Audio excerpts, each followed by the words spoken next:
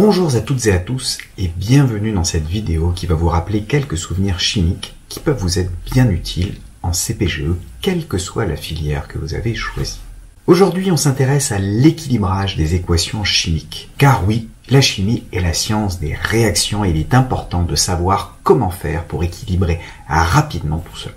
Commençons en considérant une réaction simple de formation de l'eau. Vous mélangez du dioxygène et du dihydrogène dans les bonnes proportions et boum, cela forme de l'eau. L'équation non équilibrée s'écrit H2, le dihydrogène, plus O2, le dioxygène, donne H2O, l'eau. On commence toujours par se faire un petit tableau dans un coin de brouillon qui permet de noter pour chaque atome le nombre présent du côté gauche de l'équation et celui présent du côté droit. Pour H, on en a 2 à gauche et 2 à droite, mais pour l'oxygène, on en a 2 à gauche et un seul à droite. On voit qu'il manque un oxygène à droite, on va donc mettre 2 molécules d'eau pour corriger notre petit tableau. On a maintenant bien 2 atomes d'oxygène à droite, mais à présent, il y a 4 hydrogènes. Il faut donc mettre une seconde molécule de dihydrogène. On obtient alors 2H2 plus O2 qui donne 2H2O, et le tableau est bien équilibré. 4 hydrogènes à gauche, 4 hydrogènes à droite, 2 oxygènes à gauche et 2 oxygènes à droite. Bon, c'était relativement facile. Voyons ce qu'il en est avec une réaction un chouïa plus compliquée. Prenons de l'éthanal et faisons-le brûler. L'équation non équilibrée s'écrit CH3CHO plus O2 donne du CO2 plus H2O. Ou encore C2H4O plus O2 donne CO2 plus H2O.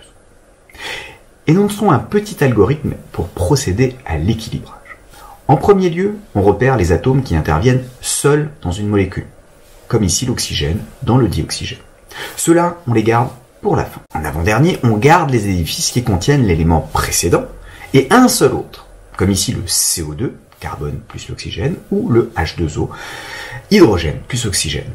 Puisque, comme on peut équilibrer les oxygènes à notre guise, cela veut dire que pour équilibrer le carbone, il suffira de jouer sur le CO2.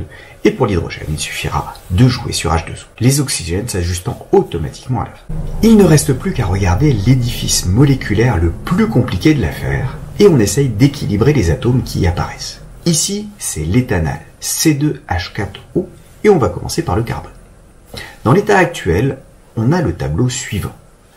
2 carbones à gauche, 1 à droite, 4 hydrogènes à gauche, 2 à droite, 3 oxygènes et 3 oxygènes. On met donc un deuxième CO2 à droite. De la sorte, on se retrouve bien avec un équilibre avec les 2 carbones. Notez que cela déséquilibre les oxygènes, mais ce n'est pas grave, parce qu'on sait que l'on pourra tout résoudre à la fin avec l'ajustement du coefficient pour le dioxygène. On s'occupe à présent de l'hydrogène. On va rajouter du coup une deuxième molécule d'eau pour s'assurer qu'il y a bien 4 hydrogènes de chaque côté. Et il ne reste plus qu'à équilibrer les oxygènes. On voit qu'avec celui de l'éthanal, il en faut encore 5 de plus. Et donc il faut un coefficient 5,5 devant le dioxygène, ce qui fait bien 6 oxygènes au total.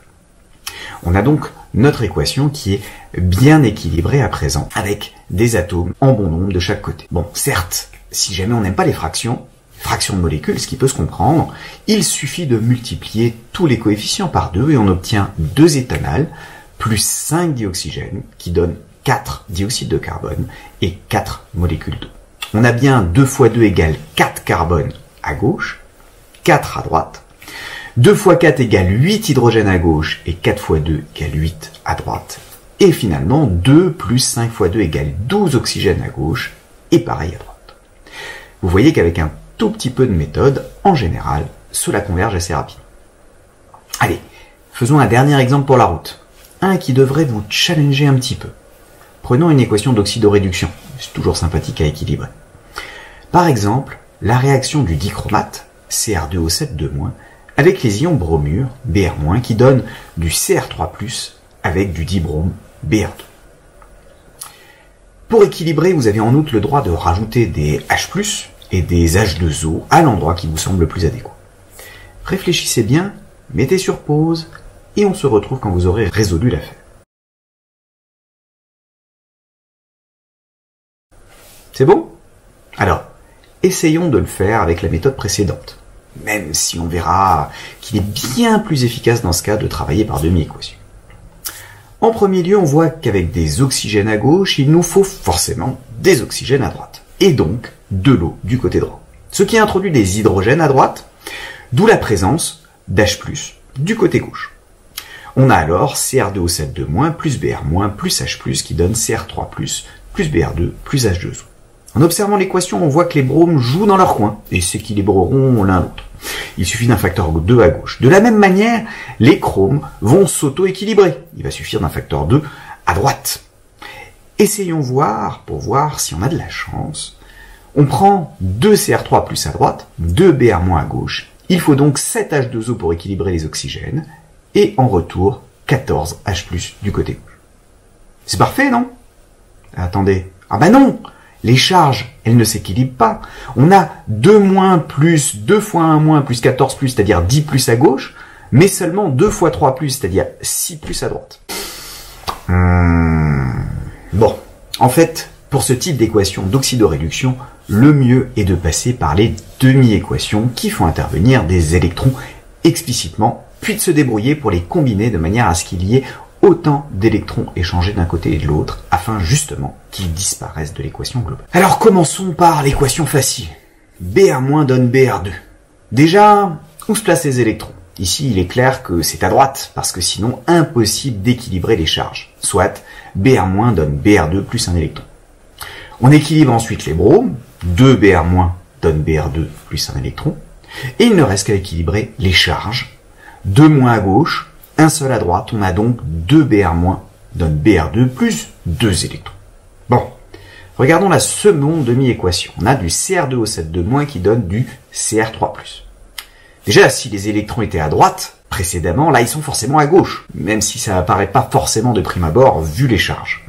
Mais on va le retrouver en équilibrant le reste. Déjà, il nous faut de l'oxygène, donc H2O, du côté droit. Ensuite, pour compenser, on a besoin de H+, à gauche, 14 pour être exact. À gauche, on a 2 moins plus 14 plus, c'est-à-dire 12 plus, alors qu'à droite, on n'en a que 2 fois 3 plus, c'est-à-dire 6. Il en manque donc 6. Il nous faut donc 6 électrons du côté gauche. Bien, il suffit à présent de s'arranger pour qu'il y ait autant d'électrons échangés dans les deux équations, ce qui revient donc à multiplier l'équation sur le brome par 3. Et il ne reste plus qu'à additionner les deux demi-équations. On vérifie alors que tous les atomes sont bien équilibrés. 2 chromes, 14 hydrogènes, 6 bromes et 7 oxygènes. Reste à vérifier que les charges, 2 moins plus 14 plus 6 moins, donnent bien les 6 plus de l'autre côté. Et le tour est joué.